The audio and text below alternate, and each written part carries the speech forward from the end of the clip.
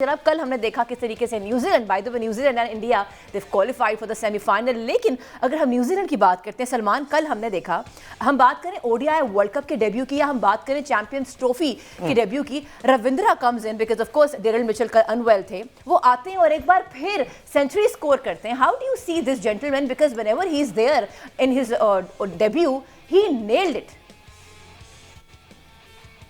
या he looks a class act, बहुत ही आउटस्टैंडिंग क्रिकेटर हैं वो। और बड़ा विद इन हिमसेल्फ खेलते हैं, मतलब ही स्कोरिंग रेट इज गुड, लेकिन आपको ऐसा नहीं लगता कि वो तेज खेल रहे हैं। और जो यूनिक चीज है ना, वो उनकी एबिलिटी है to score off good balls, where he takes minimum of risk to convert a good ball into runs.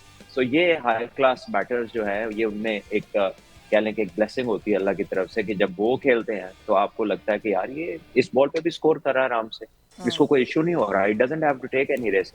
और बड़ा प्लीजिंग ऑन द आई है, looks wonderful driving through the covers, playing off the back foot.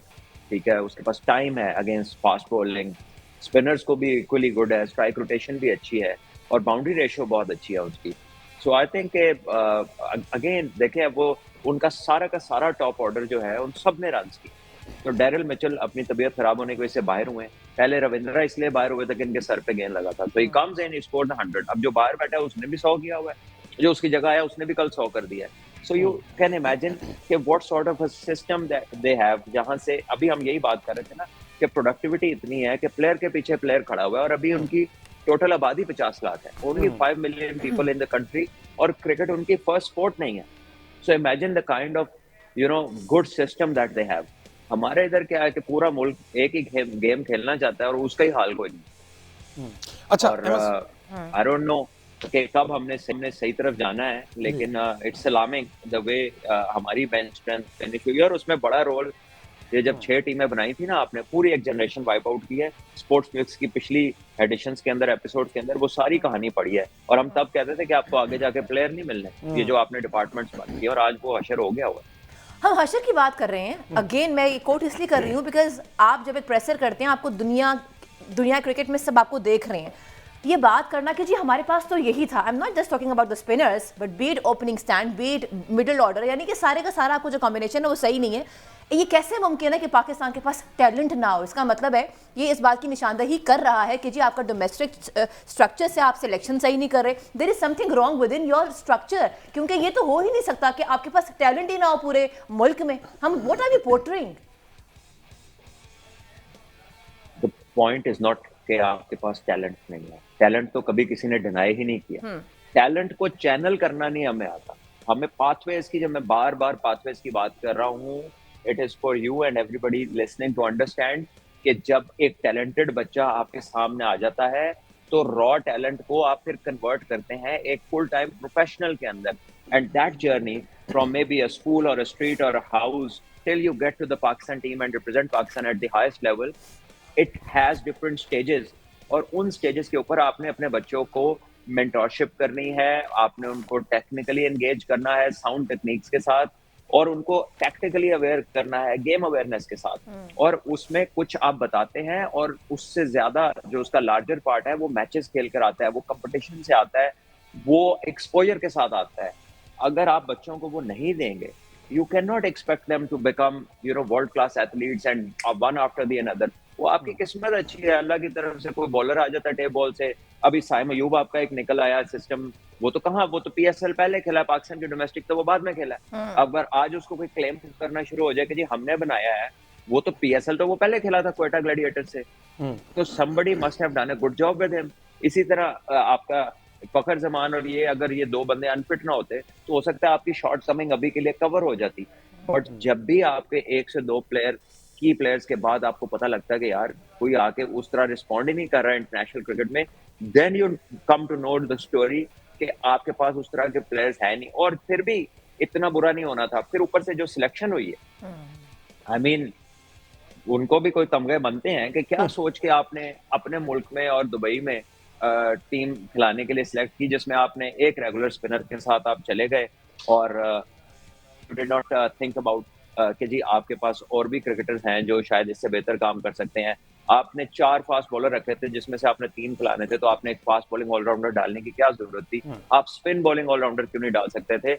मैं ये नहीं कह रहा कि कौन फॉर्म में है या फॉर्म में नहीं है, बट अगर आप कह रहे हैं कि यही आपके पास है, तो फिर आप देखिए लेग स्पिनर जो अच्छी बॉलिंग करें, आप उसामा को डाल सकते थे, आप शादाब को डाल सकते थे। अगर आप यंगस्टर्स में जाना चाहते हैं, आप सुफियान मुकीम ने 4 आउट किए डेब्यू के ऊपर साउथ अफ्रीका में, आप उसको डाल सकते थे। आपने 5वें 6वें नंबर पे न्याजी को खिलाया and he played in tough conditions in south Africa and Australia. जब आप अपनी कंडीशन में आए, आपने उसको बाहर किया और आपने बंदा वहां पे चेंज कर लिया। साउथ वर्ल्ड कप के बाद 2023 के बाद अभी तक एक मैच नहीं खेले थे, आपने सीधा उन्हें इधर ले आया और इधर ला के आपने कहा जी ओपन कर लो। इसी तरह बाबर आजम है, वो वन डाउन प्लेयर है, आपने उसे ओपन करा दिया और कह रहे हैं क्योंकि वो पहले ओवर में आउट होता है तो वो अंदर चला जाता है। इस वजह से, इस बात की वजह से मैं आपको बताता हूँ कि एक बैट्समैन का आपके कंटिजेंट में होना एज अ बैटिंग मेंटोर जरूरी है, क्योंकि these bowlers they never understand कि एक साइकी क्या होती है। जब आप जाते हैं to face the first ball, आपकी प्रिपरेशन और है, चाहे पहली बॉल पे कोई आउट हो जाए, आप वन डाउन जा रहे हैं, आपका माइंडसेट और है। तो आप अगर ये समझ रहे हैं कि जी दूसरी बॉल तो इसने ही फेस कर ली है तो कोई बात नहीं है, ये भी ओपनर बन गया, तो ऐसे नहीं होता। ठीक है, it's a whole different mindset. ठीक है, ये तो अजीब बात कर दी ना। और ये, लेकिन ये गिला भी नहीं बनता, ये पता तो उसको होगी जिसने ये काम किया हो। जिन लोगों ने ये काम ही नहीं किया वो इसके बारे में क्या बात करेंगे। It's a different psyche, batting at a different number. जब आपके पहले ओवर में 3 आउट हो जाए, आपका 6वां बॉल आपके 5वें नंबर का प्लेयर जाके खेले, उसका माइंडसेट ओपनर वाला नहीं है। ही गोज इन थिंकिंग के 3 तो आउट हो गए, ठीक है, अब मैंने जाके रिस्पॉन्ड करना है, तो now is going to do the damage repair. But the pressure, जहां पर इस चीज का प्रेशर है वहां पे इस चीज का प्रेशर उतरा भी होता है कि 3 तो आउट हो गए, उसने कोई स्टार्ट तो नहीं प्रोवाइड करना, उसने तो डैमेज कंट्रोल करनी है। तो it's a different mindset and people do not understand. आप 3 fast, they are all good coaches, ठीक है, I have no problem with their coaching credentials, they have done a great job, मैंने भी उनसे बहुत कुछ सीखा है। बट आपका कंटिजेंट जिसमें बैटिंग इज द इशू, आप 50 ओवर पूरे नहीं खेलते, आप 20 ओवर में सबसे ज्यादा आउट होते हैं, वहां पे आपका कोई बैटिंग मेंटोर नहीं है, वहां पे कोई बंदा आपके बैटर्स के साथ एंगेज नहीं हो रहा, सबके सब फास्ट बॉलर्स हैं और एक स्पिनर है। तो आई डोंट नो कि किस तरह आप एक बैट्समैन को क्या बताते होंगे इन डिफरेंट सिचुएशंस, क्योंकि आप में से कोई उसमें से गुजरा ही नहीं है। और सारी दुनिया में जो बैटिंग कोचेज हैं वो बैट्समैन है। ये पाकिस्तान ही है दुनिया में जहां पर बैटिंग कोच का नामो निशान ही नहीं है। ड्रेसिंग पे बैटिंग कोच भी छोड़, कोई एक्सपीरियंस मेंटोर हो जिसने बैटिंग की हो जिंदगी में। चले बैटिंग हो सकता है जो कोच है वो अच्छी कराते हो, वो अच्छी चीजें बताते होंगे, तभी उनसे टीम ने भी रखा हुआ और वो भी खुश है। But one thing is practice कराना, the other thing is talk through somebody through different situations, through different probabilities, जो highs and lows उसने करियर में देखे होते हैं। जिस बंदे ने 9वें 10वें से ऊपर बैटिंग ही नहीं की, he cannot discuss those things। वो आगे कह रहे हैं कि वो जो दूसरे बॉल पे आउट हो जाए तो एक ही बात है भाईजान, ये नहीं होता, एक ही बात है। बिल्कुल ठीक है। अच्छा अहमद सईद साहब, उस मैच पे आते हैं बांग्लादेश और न्यूजीलैंड वाले पे, पाकिस्तान टीम को तो हम बार बार डिस्कस करते ही रहेंगे। क्या लगा है, एक जगह पे हमें लगा कि बांग्लादेश ने जिस तरह से स्टार्ट में परफॉर्मेंस दी, अच्छा किया, 15 पे मेरे ख्याल 2 आउट हो गए और उसके बावजूद वापस कम बैक नहीं कर पाए। तो स्टैट्स क्या कहते हैं, अगर इस स्कोर कार्ड की बात करें, इस स्टैट्स में कहाँ पर चूक होगी बंगालियों से, बांग्लादेश से? देखिए, फर्स्ट ऑफ ऑल यकीन इसमें एक लो टोटल था जो बांग्लादेश की टीम ने किया था, और जब लो टोटल हो तो फिर उसमें आपको आमतौर पर इस तरह के रिस्क नहीं लेने होते जिस तरह बांग्लादेश के कप्तान ने कर लिए हैं। जब आपने स्क्वीज़ कर लिया एक टीम को, आपने जोन में ले आए हैं कि उनके रन जो है वो ड्राई होना शुरू हो गए हैं आहिस्ता आहिस्ता और उनसे रन बनाने में मुश्किल हो रही है, तो उस मौके पर आके आपने एक रिस्क लिया और कप्तान ने खुद जो है वो बॉलिंग करना शुरू कर दी। उस ओवर में उनको 12-14 रन लग गए और वो जो प्रेशर सारा बना हुआ था लो टोटल को डिफेंड करने का, वो सारा जो है वो ख़त्म हो गया। उसके अलावा एक फैक्टर ये था कि जो मेहदी हसन थे उनके 10 ओवर उतने इफेक्टिव नहीं रहे जितने इफेक्टिव वो होने चाहिए थे, क्योंकि इस पिच के ऊपर जिस तरह भट्ट साहब ने अभी कहा कि ब्रेसवेल आए, उन्होंने 4 आउट भी किया और 26 रन भी दिए। तो जिस तरह की बॉलिंग उन्होंने की, यकीनन यहाँ पर बांग्लादेश के बॉलर से इससे बेहतर एक्सपेक्ट किया जा रहा था। और वो जो स्पिन का एक फेज जो उन्हें गुजारना था, उसको अगर वो अच्छा गुजार जाते तो शायद वो थोड़ा बहुत जो है ब्रेक थ्रू दे जाते या उसके अंदर को टफ टाइम पैदा कर पाते। लेकिन तारीफ करनी होगी न्यूजीलैंड के बैटर्स की, खासतौर पर रचिन रविंद्रा की, जिस तरह से उन्होंने एक शानदार इनिंग्स खेली, 112 रन उन्होंने बनाया 105 गेंदों पर। और आगाज़ में बिल्कुल यूँ लग रहा था कि उनका जो स्ट्राइक रेट वाला जो हमारे यहाँ ववेला होता है, अगर न्यूजीलैंड में भी हमारे जैसा यहाँ पे या हमारी तरह का मीडिया अगर वहाँ भी होता तो वो भी ववेला करना शुरू कर देते कि पहली 50-60 बॉलों पर जो है वो उसने कोई रन नहीं बनाए हुए। लेकिन जिस तरह से उन्हें अपनी इनिंग्स को कंस्ट्रक्ट किया, आमतौर पर नेचुरली यही मेथड होता है ओडीआई क्रिकेट को खेलने का। तो जिस जिस तरह वो पिच के ऊपर सेट होते गए, जिस तरह बॉल उनके बैट पर आना शुरू हुआ, उनका जो है वो स्ट्राइक रेट भी ऑटोमेटिकली ठीक होना शुरू हो गया। तो मैंने आपसे कल जब हम यहाँ बैठे हुए तो हमने ये बात की थी कि न्यूजीलैंड की टीम के अंदर इतनी डेप्थ है कि उनके अगर 2-4 प्लेयर इंजर्ड भी हो जाएं तो भी वो आके बांग्लादेश के खिलाफ जो है वो ये वाला टोटल अचीव कर लेंगे। तो उनकी अर्ली विकेट जाने के बाद भी उनको जो है वो कोई प्रॉब्लम नहीं हुई इस टोटल को चेज करने में।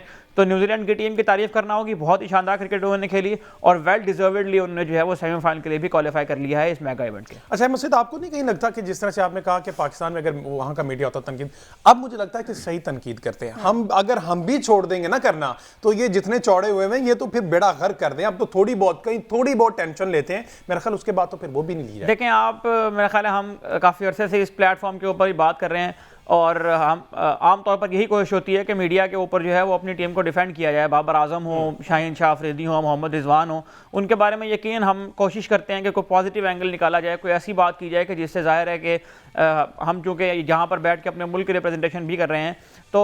लेकिन अब मेरा ख्याल है कि एक ऐसा बॉलिंग पॉइंट जो है वो आ चुका है, एक ऐसे पॉइंट के ऊपर ये पूरी कौम आ चुकी हुई है और बार बार के जो फेलियर्स हैं हमने 2023 के वर्ल्ड कप में भी देखा, उससे पहले एशिया कप में हमने देखा, 3 टूर्नामेंट्स तो हम बात कर रहे हैं, उससे पहले जो चौथा टूर्नामेंट हुआ था एशिया कप का उसमें भी हम सेमीफाइनल में क्वालिफाई नहीं कर पाए थे। तो ये एक 1.5 साल 2 साल से मुस्तकिल चूँकि फेलियर्स की एक दास्तान है और जाहिर है कि हर टीम का जो फैन बेस होती है उनकी एक लिमिट होती है। अब पाकिस्तानी क्रिकेट टीम जो है वो फैंस को उस लिमिट के ऊपर ले आई है कि जहाँ पर मेरा ख्याल है अब वो जो एक लावा जो फटने वाला होता है, अब फैंस जो है वो उस पोजीशन के ऊपर आ गए हैं और मेरा ख्याल है कि ये टीम जिस अंदाज में खेली है उसने भी को बहुत ज़्यादा लाज नहीं रखी है